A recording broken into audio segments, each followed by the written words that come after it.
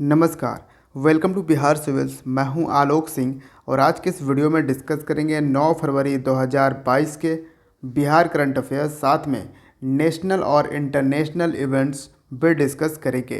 तो अगर आप प्रिपरेशन कर रहे हो PPSC, CDPO, Bihar SI, Bihar SSC या फिर बिहार के दूसरे कॉम्पिटिटिव एग्ज़ाम्स की, जैसे बिहार टेट, बिहार बीएड जैसे एग्ज़ाम्स की प्रिपरेशन आप कर रहे हैं, तो ये सीरीज़ ज़रूर फॉलो कीजिए डेली बेसिस पे। आप अपने हर दिन 24 घंटे में से बस ऑन एन एवरेज 20 मिनट निकालना है और इस वीडियो को देना है बहुत ही इत्मीनान से। जी हाँ, हर सुबह मॉर्निंग में ये वीडियो 8 बजे दे दिया जाता है, तो आप हर दिन इस वीडियो को अपना 20 मिनट ज़रूर दें, जिससे आपको अपने एग्ज़ाम के लिए काफ़ी इजी फील होगा करंट अफेयर्स के सेक्शन में। Let's begin with the first question.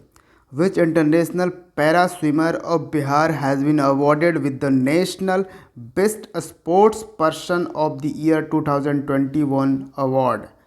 तो national best sports person of the year 2021 award से किस अंतर्राष्ट्रीय पैरा तैराक को, जो बिहार से बिलोंग करते हैं, उनको पुरस्कार से सम्मानित किया गया है? तो ये कौन है? ये हैं Shams Alam. Option D is the correct answer. Shams Alam जो हैं वो एक पैरा स्विमर है इंटरनेशनल लेवल के, और इन्हें हमारे प्रेसिडेंट रामनाथ कोविंद ने इनको सम्मानित किया है। ठीक है, तो ये याद रखिएगा। और शाम्स आलम बिहार के किस ज़िले से बिलोंग करते हैं? मधुबनी से। ठीक है, तो बहुत ही इम्पोर्टेंट, याद रखिएगा। अब हम बात अगर पैरा स्विमर की कर रहे हैं, पैरा यानी कि आप यहाँ पे समझ रहे होंगे कि द पर्सन विद डिजेबिलिटी, मतलब जो पर्सन डिजेबल्ड होते हैं उन लोगों के लिए ये प्ले होता है। पैरा स्विमर या फिर पैरा एथलीट्स कहा जाता है। और आपको पता होगा हमारे पैरा एथलीट्स, पैरा प्लेयर जो थे, इस बार टोक्यो ओलंपिक्स, जी हाँ, पैरा ओलंपिक भी टोक्यो में ही हुआ था। तो टोक्यो पैरा ओलंपिक्स जो हुआ जापान में, ठीक है, इस पैरा ओलंपिक्स में हमारे देश के जो पैरा एथलीट्स थे, पैरा प्लेयर थे, उन्होंने सभी मिलाकर 19 मेडल जीते। जी हाँ, 19 मेडल जीते, जहाँ पर नॉर्मल जो प्लेयर थे उन्होंने सिर्फ 7 ही जीत पाए थे। 19 मेडल में आपको मैं बता दूँ 5 मेडल था गोल्ड, और इसमें 8 था सिल्वर और 6 ब्रॉन्ज। अब इस 5 गोल्ड में एक गोल्ड आप कह सकते हो बिहार का एक player, para athletes badminton player हैं, प्रमोद भगत। अब यहाँ पे बहुत से लोग कंफ्यूज होते हैं कि प्रमोद भगत आखिर क्या बिहार के हैं या उड़ीसा के हैं। बहुत सारे न्यूज़पेपर कभी बिहार लिख देता है प्रमोद भगत को, कभी उड़ीसा लिख देता है। ठीक है, तो मैं आपको बता दूं, देखिए प्रमोद भगत जो है ना, इनका जन्म ऑब्वियसली इनका बिहार में ही हुआ है, लेकिन क्या है कि उड़ीसा में आपको पता होगा स्पोर्ट्स में काफ़ी, जो नवीन पटनायक है स्पोर्ट्स को काफ़ी प्रमोट करते हैं, तो ऑब्वियसली प्रमोद भगत जो हैं वो उड़ीसा के तरफ से खेलते हैं। उड़ीसा में ही एक्चुअली ये अब रहते भी हैं, तो ये हो जाता है कभी कभी कन्फ्यूज़न। लेकिन आप बिहार से भी मान सकते हैं, उड़ीसा भी मान सकते हैं। ठीक है, वैसे इनका जन्म बिहार के वैशाली ज़िले में हुआ था, तो ये भी आप याद रख सकते हैं। और प्रमोद भगत को मेजर ध्यानचंद खेल रत्न अवार्ड 2021 से भी सम्मानित किया जा चुका है। तो इन 5 गोल्ड में से एक गोल्ड तो बिहार का रहा, और यहाँ पे आप देख रहे हो 6 ब्रॉन्ज। इस 6 ब्रॉन्ज में से एक ब्रॉन्ज बिहार का है, जो हैं शरद कुमार। शरद कुमार ये पैरा एथलीट्स हैं, हाई जंप के खिलाड़ी हैं। ठीक है, हाई जंप ये और इस ओलंपिक में इन्होंने ब्रॉन्ज मेडल जीता था और ये बिहार के मुजफ्फरपुर ज़िले से बिलोंग करते हैं। ठीक है, तो ये भी याद रखिएगा। और शरद कुमार को भारत सरकार ने अर्जुना अवार्ड 2021 से सम्मानित किया है। Next question, ASHA workers in Bihar will take care health of children of which age through smartphone. Bihar में आशा कार्यकर्ता स्मार्टफोन के जरिए किस उम्र के बच्चों की देखभाल करेंगी? तो स्मार्टफ़ोन यानी डिजिटल तरीके से ये देखभाल करेंगी और पूरा डेटा ये स्मार्टफ़ोन में रखेंगी। जो बिहार में आशा वर्कर्स हैं उनकी ये रिस्पॉन्सिबिलिटी है कि वो 1 महीने से 12 महीने तक के जो बच्चे हैं, option D is the correct answer, उनकी देखभाल करेंगी स्मार्टफ़ोन से। इसलिए बिहार सरकार अब इन्हें स्मार्टफ़ोन मुहैया कराई जा रही है। और एक चीज़ यहाँ पे याद रखिए, ये जो आशा वर्कर्स हैं वो हर घर में जाएंगी। ठीक है, क्योंकि बेसिकली गांव में थोड़ा सा अवेयरनेस कम होता है, तो गांव में घर घर ये जाएंगी, उनको बताएंगी इम्पोर्टेंस ऑफ न्यूट्रिशन। जी हाँ, इम्पोर्टेंस ऑफ न्यूट्रिशन और ब्रेस्ट फीडिंग। और आपको मालूम होना चाहिए एक पहले से क्या मान्यता गांव में रहती है कि जब बच्चा जन्म लेता है तो उसको माँ का दूध नहीं पिलाया जाता है। जी हाँ, लेकिन यहाँ पे साइंटिफिकली प्रूव्ड है कि बच्चे के जन्म लेने के बाद माँ का ब्रेस्ट फीडिंग दूध पीना बहुत ज़रूरी है। तब उसको वो ब्रेस्ट फीडिंग वो दूध पीने के बाद वो बच्चा डिजीज़ से, बीमारियों से लड़ सकता है। ठीक है, तो इसकी इम्पोर्टेंस आशा वर्कर्स जाकर सभी महिलाओं को बताएंगी। फिर उन्हें ये भी बताएंगी कि जो भोजन हम दे रहे हैं बच्चे को, बेबी को दे रहे हैं, उसमें मिनरल्स के प्रेजेंट होते हैं, उसकी टेक्निकलिटीज़ बताएंगी। बेबी न्यूट्रिशन के बारे में बताएंगी। ये भी बताएंगी कि अगर बच्चा 6 महीना के बाद में बच्चे क्या खाएंगे, क्या पिएंगे, इन सब चीज़ों पे भी ध्यान रखेंगी। ठीक है, फिर ये भी गौर करेंगी, ये भी नोटिस करेंगी, ये सब स्मार्टफोन में अपना ये सब रखेंगी ये आशा वर्कर्स, कि बच्चा अपने एज के अकॉर्डिंग खेल रहा है, खा रहा है, ये अपने एज के अकॉर्डिंग उसका क्या हाइट है, क्या वेट है, वेट ज़्यादा है, कम है, उसके एज के अकॉर्डिंग ये सब चीज़ों पे ध्यान रखा जाएगा। तो आप पूछोगे इतना कुछ ध्यान रखने का ये रिस्पॉन्सिबिलिटी आशा वर्कर्स को दिए गए हैं, आखिर क्यों, ऐसा क्या हुआ? देखिए, हाल ही में आपको पता होगा नेशनल फैमिली हेल्थ सर्वे 5 आया। ये सर्वे आया है जो सेंट्रल गवर्नमेंट ने इसको रिलीज़ किया, नेशनल फैमिली हेल्थ सर्वे। इसके तहत ये बताया जा रहा है कि जो बिहार में जो बच्चे हैं वो ज़्यादातर बच्चे मल न्यूट्रिशन,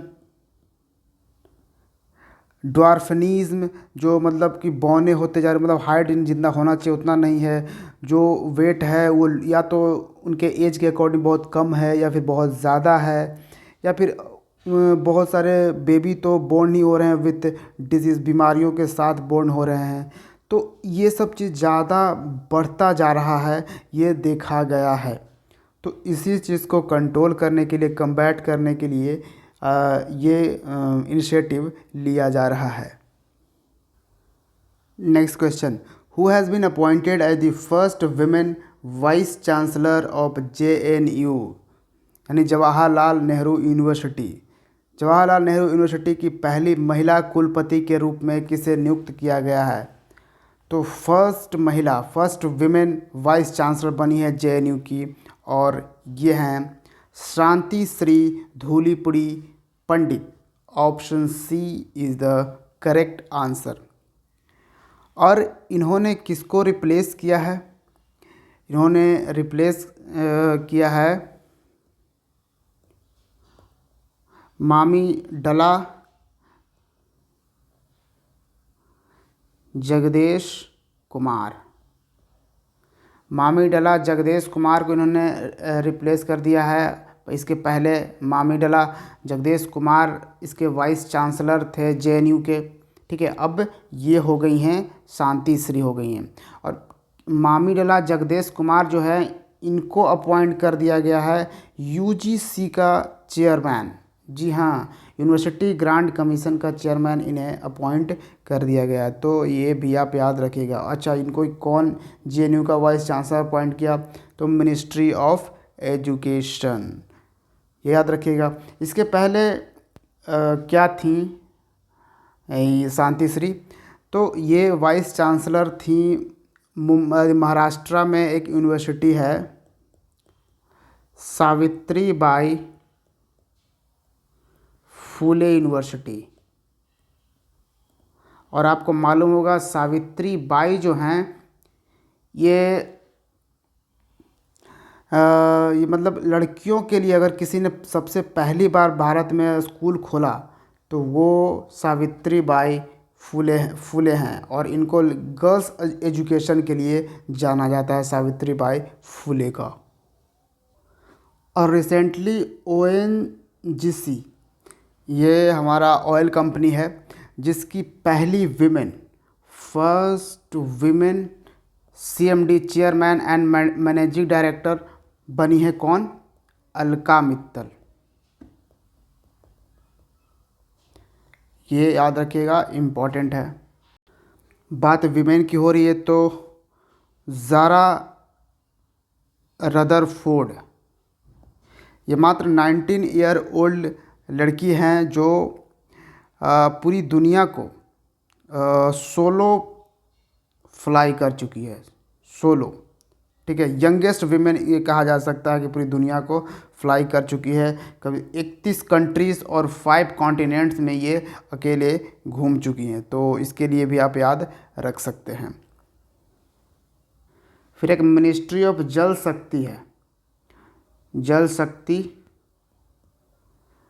तो इस जिसके मिनिस्टर कौन है? गजेंद्र सिंह शेखावत। लेकिन जल शक्ति मिनिस्ट्री में सेक्रेटरी के तौर पर किन्हें अपॉइंट किया गया है? तो वो विमेन हैं विनी महाजन, याद रखिएगा।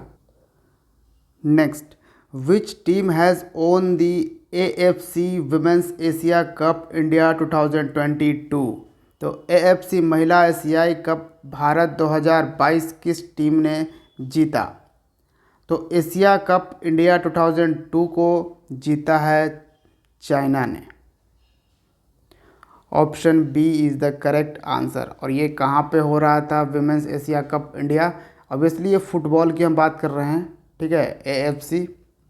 तो ये हुआ था नवी मुंबई में फाइनल मैच। नवी मुंबई आपको महाराष्ट्र में मिलेगा, ठीक है, तो ये याद रखिएगा। अब इसमें कुछ चीज़ें डिक्लेयर हुई। अच्छा, चाइना ने हराया किसको? साउथ कोरिया को, ठीक है। टॉप स्कोरर कौन रहा इस चैम्पियनशिप में? सैम कर, ये ऑस्ट्रेलिया का प्लेयर है। और बेस्ट गोलकीपर,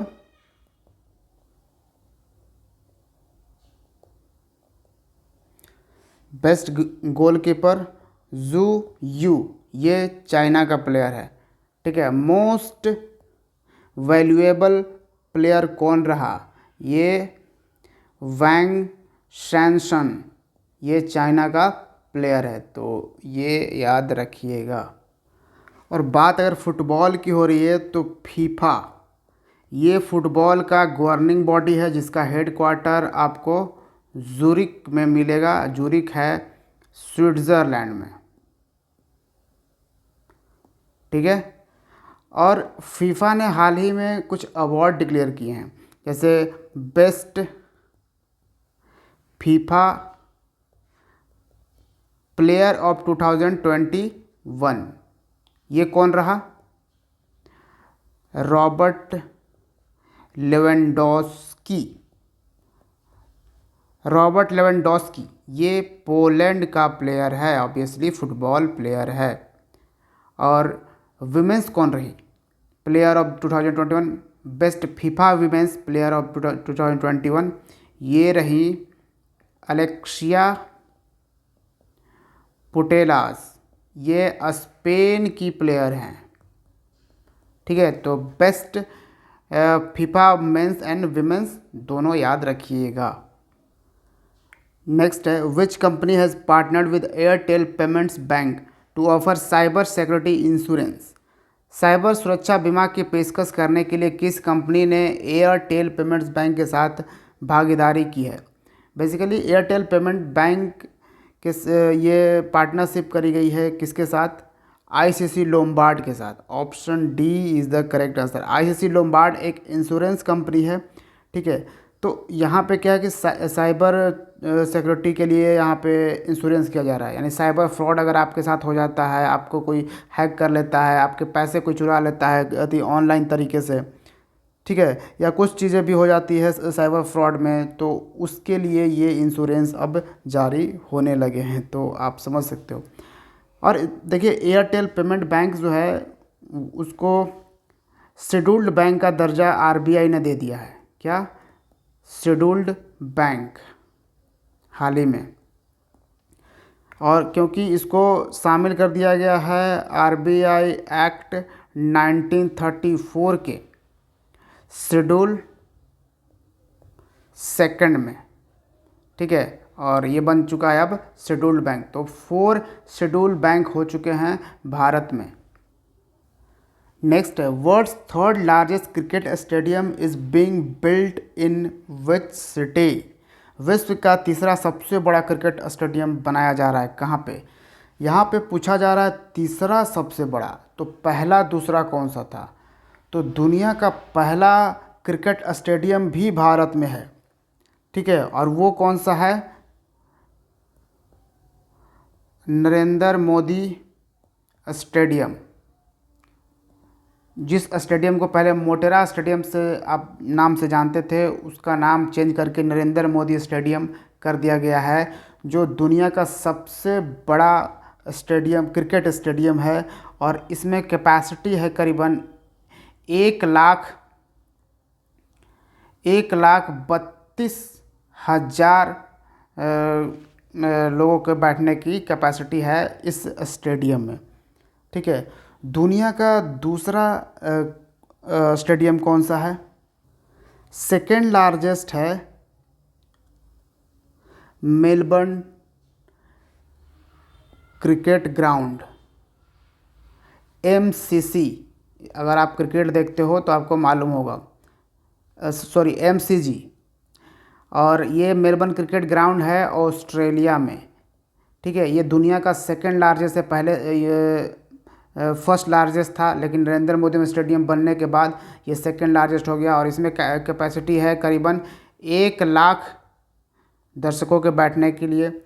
अब यहाँ पे हम बात कर रहे हैं थर्ड लार्जेस्ट क्रिकेट स्टेडियम। तो थर्ड लार्जेस्ट क्रिकेट स्टेडियम अब भारत में ही आ चुका है, इसके फाउंडेशन रखे जा चुके हैं, और ये जयपुर में बनेगा।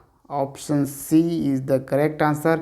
जयपुर है राजस्थान में, और इस क्रिकेट स्टेडियम की फाउंडेशन स्टोन किसने रखी? तो राजस्थान के चीफ मिनिस्टर हैं अशोक गहलोत, और बीसीसीआई के चीफ हैं कौन? सौरव गांगुली। इन दोनों ने मिलकर इसकी फाउंडेशन स्टोन रखी है। कहाँ? जयपुर में, पिंक सिटी जयपुर। और इस स्टेडियम की कैपेसिटी है करीबन 75,000 दर्शकों का।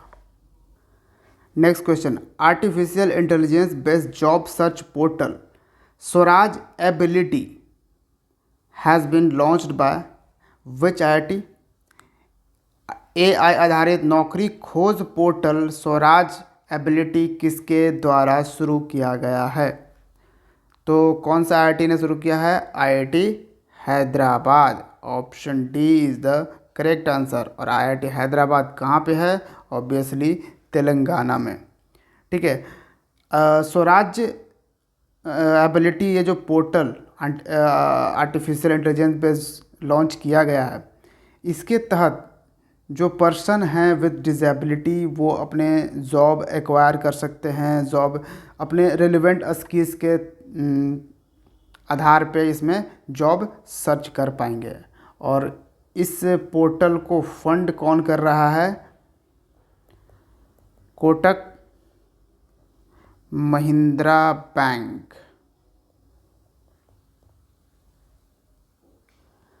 Next question, foundation stone of the new border haat named Kamalpur Kumra Ghat border haat has been laid on the border of India and which country? Bharat और किस देश की सीमा पर कमलपुर कुमार घाट सीमा हाट नामक नए बॉर्डर हाट की आधारशिला रखी गई है? हालांकि ये जो बॉर्डर हाट है ये थर्ड बॉर्डर हाट है। ऑलरेडी 2 बॉर्डर हाट इंडिया और बांग्लादेश के बॉर्डर पे बन चुके हैं। Option B is the correct answer. तो ये आंसर क्या होगा? बी। देखिए ये ताकि कल्चरल और इमोशनल जो टाइज़ हैं इंडिया और बांग्लादेश के वो स्ट्रॉन्ग हो, इस चीज़ के लिए ये हाट यहाँ पे ओपन किया जा रहा है।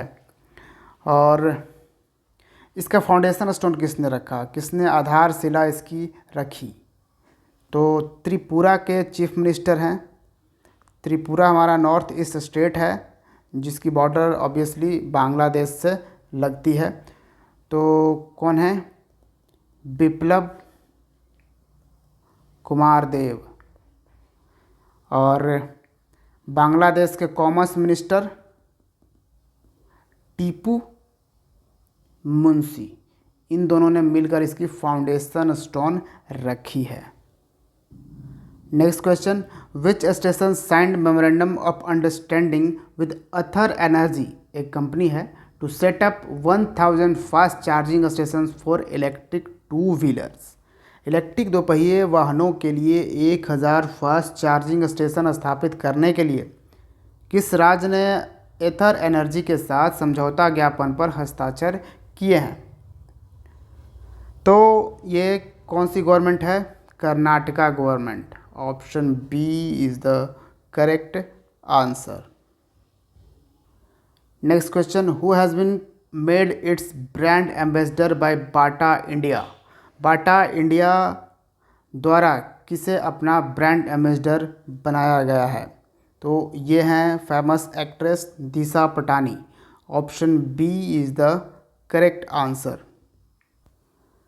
Next question, a trilogy book series titled India that is Bharat coloniality civilisation constitution is authored by. तो ये जो किताब है इंडिया दैट इज़ भारत, इसको किसने लिखी है? तो इसको लिखा है जे साई दीपक ने। Option C is the correct answer. आपको बुक की इतनी बड़े नाम याद रखने नहीं है, आपको सिर्फ इतना याद रखना है इंडिया दैट इज़ भारत। ठीक है, इस बुक को किसने लिखी है? जे साई दीपक ने, ये याद रखिएगा। आपको मालूम होना चाहिए हमारे कॉन्स्टिट्यूशन का आर्टिकल 1 कहता है कि हमारे देश का नाम इंडिया है एंड दैट इज़ भारत, यानी इंडिया और भारत दोनों ही हमारे देश का नाम है। इसके अलावा हमारे कॉन्स्टिट्यूशनली तरीके से और कोई भी नाम भारत इंडिया का नहीं है, ये दोनों ही नाम भारत के हैं।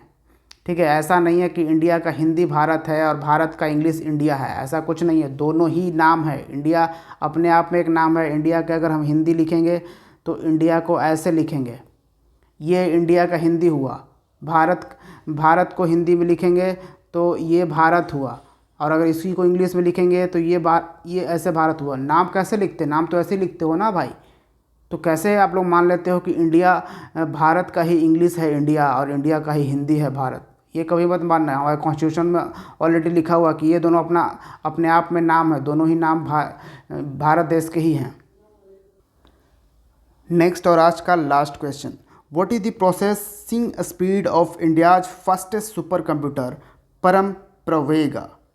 परम प्रवेगा जो भारत का सबसे फास्टेस्ट सुपर कंप्यूटर है, इसका स्पीड क्या है? स्पीड है 3.3 petaflops. Option D is the correct answer. इसको इंस्टॉल्ड किया गया है इंडियन इंस्टीट्यूट ऑफ साइंस कहाँ? बेंगलुरु। बेंगलुरु है कर्नाटक में, ठीक है। और इस कंप्यूटर को परम प्रवेग को डिज़ाइन किसने किया है?